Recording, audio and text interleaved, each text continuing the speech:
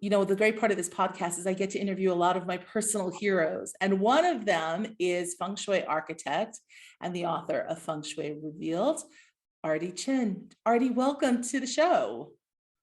Thank you. Happy Thursday. Yes, indeed. And we are taping this on a Thursday right before Chinese New Year. And so we're going to talk a little bit about Chinese New Year and, of course, feng shui. But I guess you had a special way you wanted to open the space of this conversation. Yes, I think it's always nice to begin our chat by ringing some bells. So, if all of you would like to join with us, just kind of sit comfortably in your chairs, put your feet flat on the floor. And if you want to close your eyes, that might be kind of nice. I'll do a very simple guided visualization. So, just gently breathing in and breathing out. And let's imagine that we're all gathered together in a beautiful Chinese gazebo on the side of the mountain in China, just overlooking the meandering river below. See the evergreen trees surrounding us, the mountains in the distance. Symbolically, they're known as the turtle or the tortoise mountains in the distance, giving us support. The dragon and tiger hills on each side. And we're all gathered here together in the center, which is known as the Ming Tong, or the bright hall, just welcoming of the positive universal chi energy into our sacred space. And let's begin our time together with the ringing of the bells 3 times.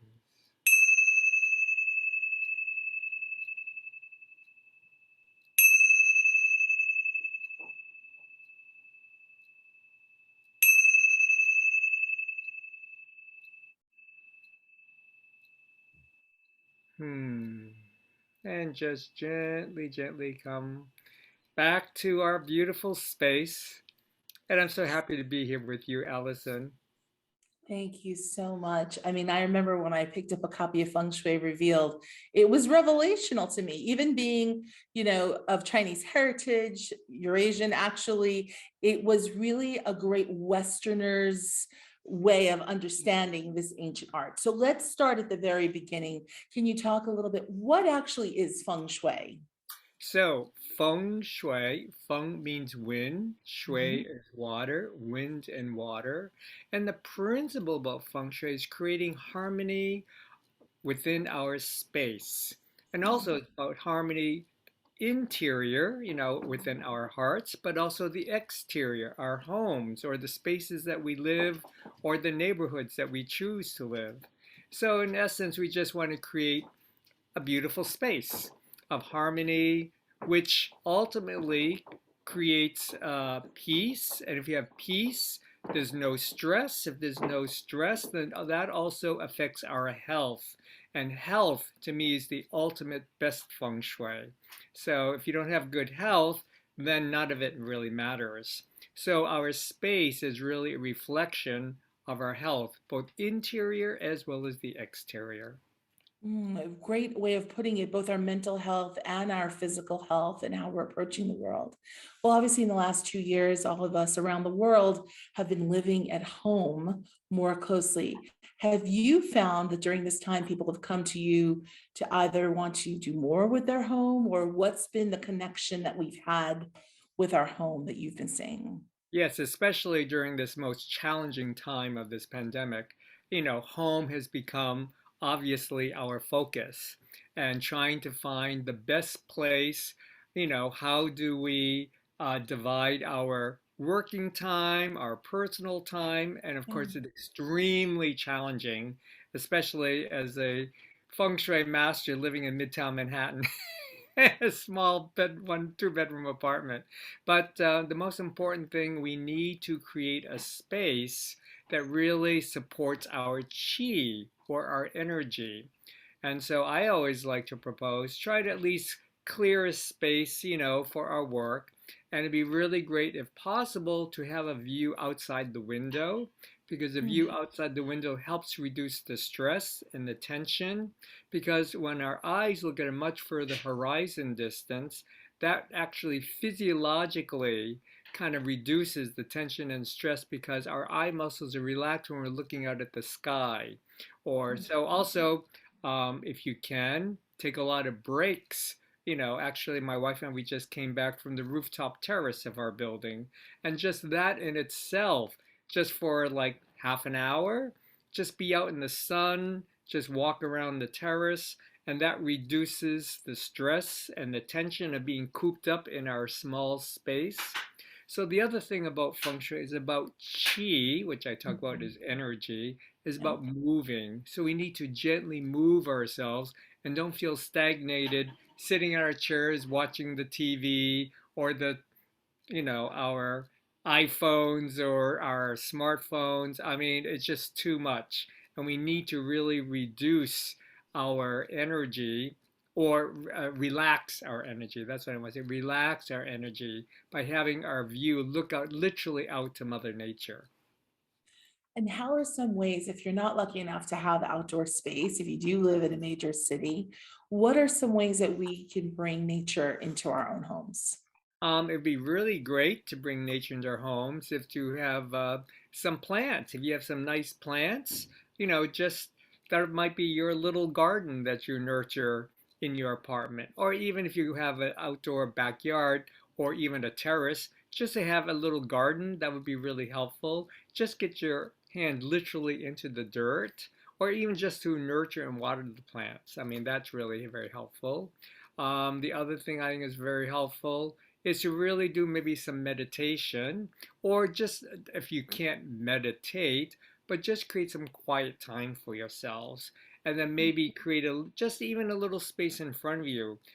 Put a little plant there, or a crystal, or maybe it might be some beautiful object that, comes from your family that truly, nurtures your spirit. Um, as you can see, well, we're on a Zoom right here. I've had my little uh, tiger for the upcoming tiger that somebody gave to us, a very beautiful gift, a little Buddha on the other side. And we just had I do a daily meditation group called Bells of Hope. And, that in itself has been very wonderful to kind of relax the mind. Mhm. So you talk about making space.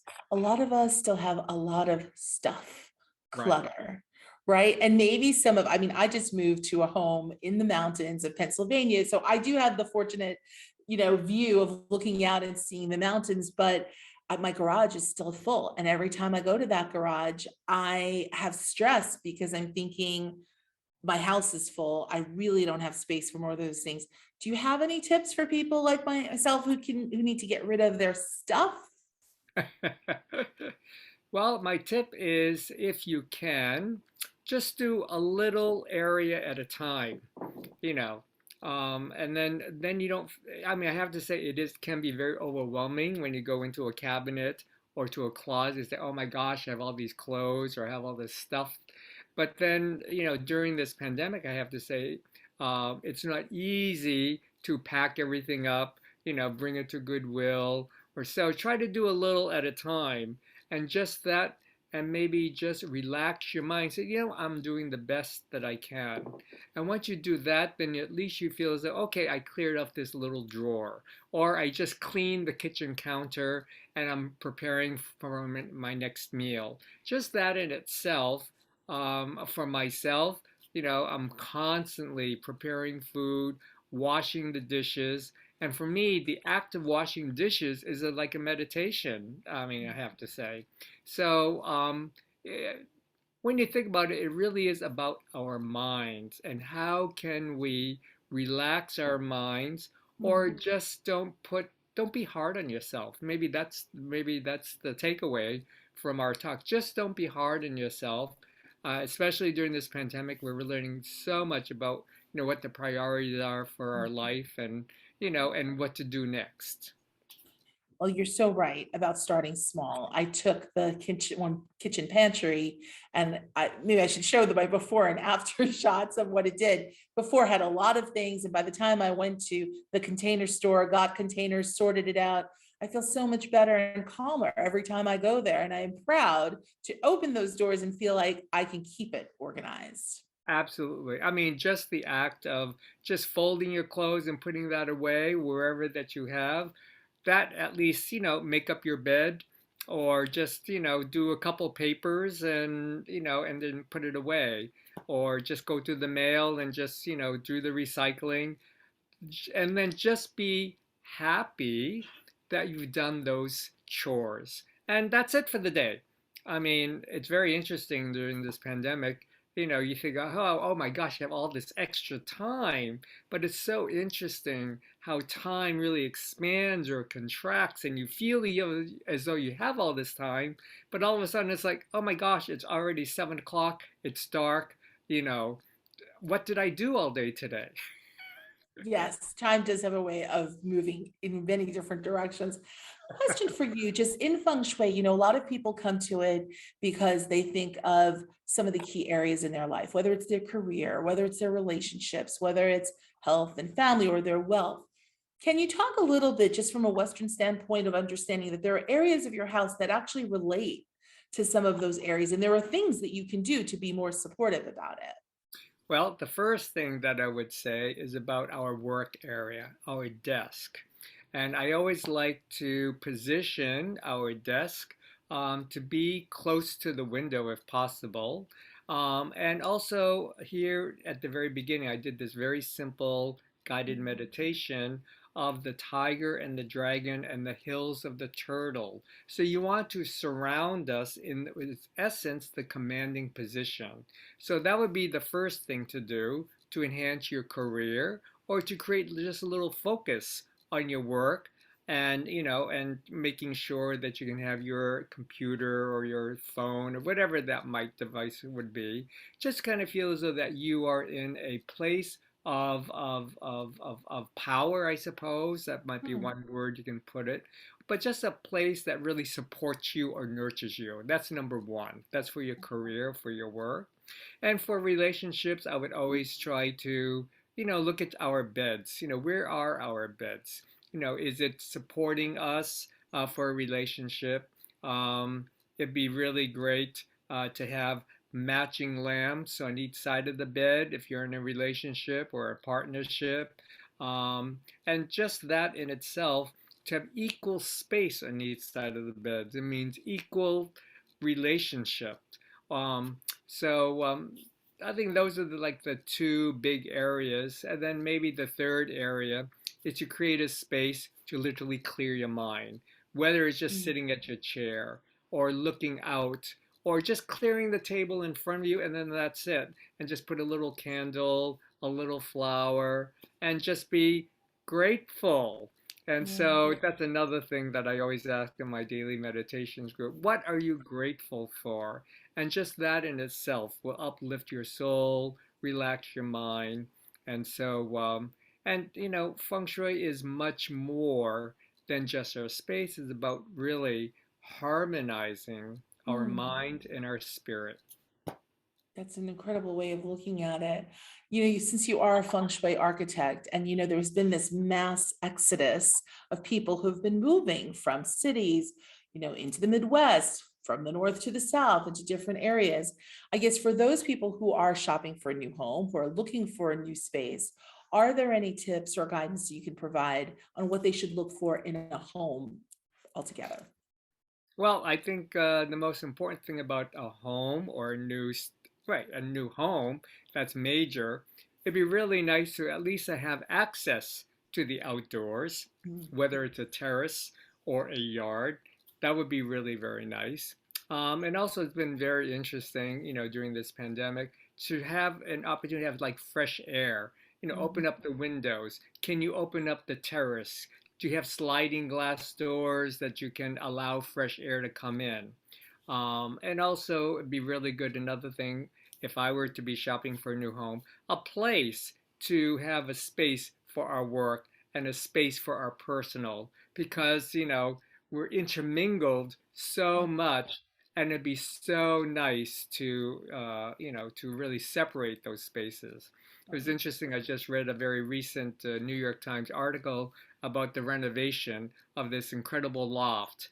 And, here are these people, they renovated the loft, they put a lot of money into it, but it's not the same as when the pandemic hit because now they have to live and work in the same space Yeah. and to have separate spaces. Her husband speaks too loud, or the grandchildren are coming to visit. And Right. so, how do we create those spaces? So, to me, I would just breathe and just relax and really look at the space. Can you make the space to have a way to satisfy all of your needs and all of your concerns about working and living together?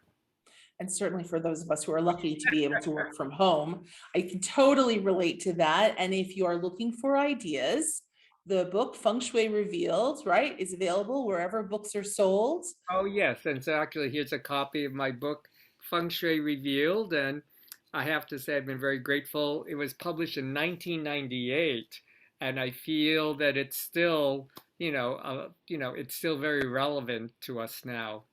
Very much so, 22 years later, and there are great vignettes in the book. I know I use it as a resource, and I had loved the book and then had the chance to meet you much later, and so it was such a great happy accident that our paths crossed. So definitely pick it up and know that you can get that book anywhere, and of course you can also have RD consult and help you with your space to also help you do that. I would be remiss, RD, if I didn't ask you, since we are on the eve of Chinese New Year and you mentioned the tiger, this is the year of the water tiger, right? That is correct. This is the year of the water tiger. In the Chinese perspective, they see the world as a balance of five qualities of energy, of fire, earth, metal, water, and wood energies. Now, it's very interesting. The tiger, the element associated with the tiger is of wood energy. And here we are coming into a water year. So actually, in the five element cycle, the wood and the water actually is in harmony to each other. So this year, thank goodness, in 2022, creates a lot more possibility for growth and harmony and prosperity. And so, we've been actually interesting in the last couple of years from the Chinese perspective. It's been a lot of water and metal, which is very cold and it's very kind of like depressing. So now we're coming into a more warmer type of feeling.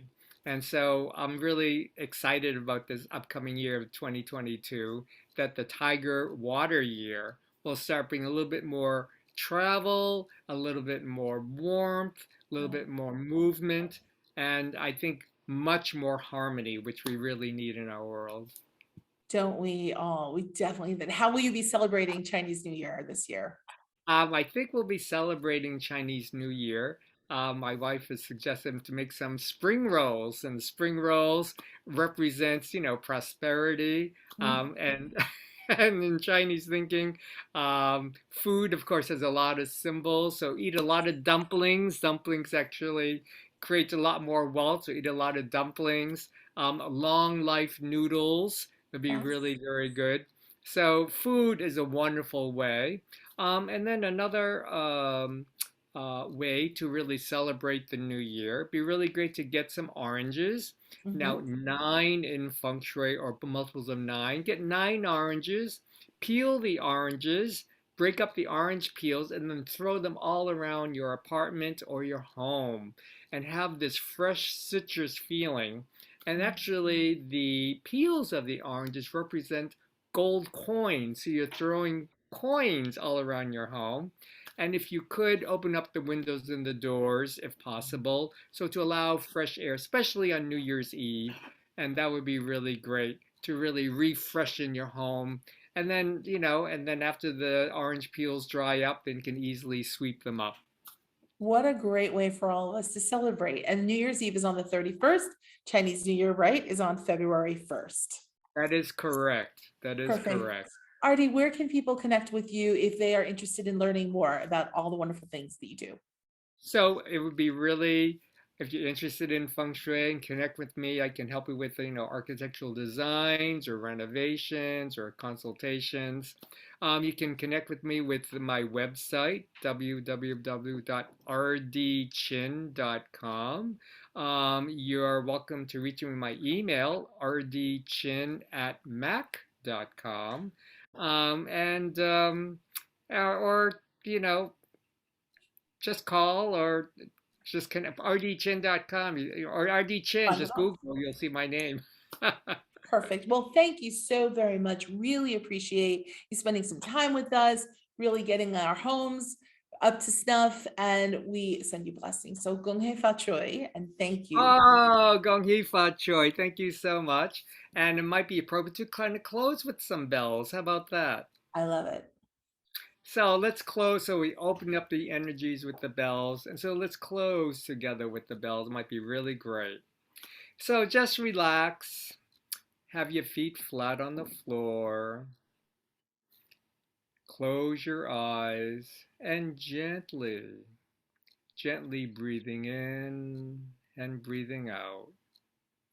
And let's come together again in this Chinese gazebo, just overlooking the meandering river below, the turtle or the tortoise mountains in the distance giving us support, the dragon and tiger hills on each side.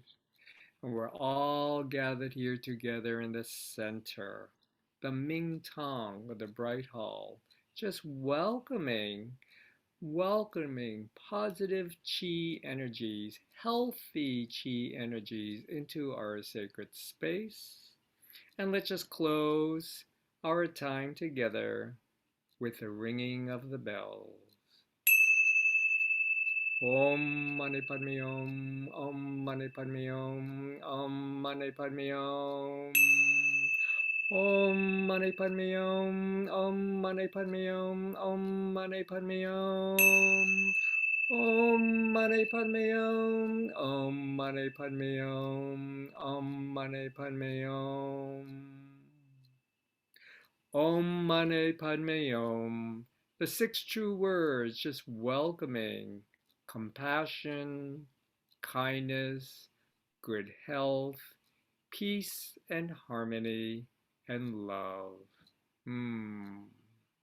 And then Mm. just gently open our eyes and just kind of rub our hands together. Do a little gentle tapping. You can tap your face gently and your head and gently tap along your meridians in your arms and your shoulders and your heart and your organs. And just do a nice little stretch. Happy Chinese New Year. Thank you so much for welcoming Allison. And I wish everybody good harmony and peace for the new year.